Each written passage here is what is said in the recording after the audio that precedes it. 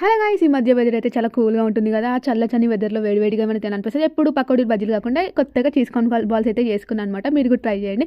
ఏం లేదు, first sweet corn కొంచెం మిక్సీకి అయితే వేసిన, తర్వాత ఆనియన్, పచ్చిమిర్చి, అందులో కొన్ని స్వీట్ కార్న్ కూడా వేసినాం మళ్ళీ మీన్ నుండి.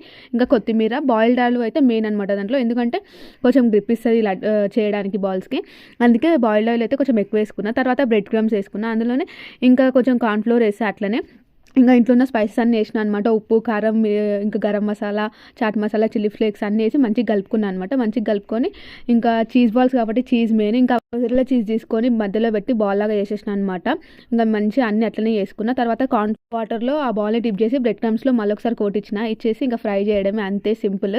ఇంకా అన్నీ అట్లనే చేసుకున్నాను అనమాట. చేసుకొని గోల్డెన్ బ్రౌన్ వచ్చే వరకు ఫ్రై చేయాలి. చేసినాక మీరికెళ్ళి కొంచెం మ్యాగీ మసాలా వేసిన, కొంచెం మంచిగా ఉంటుందని. అంతే, టేస్ట్ అయితే చాలా బాగుంది. చీజ్ ఫుల్ గుడ్ ఎంత మంచిగా ఉందో. మీరు కూడా ట్రై చేయండి, సింపుల్ రెసిపీ, చాలా బాగుంటుంది.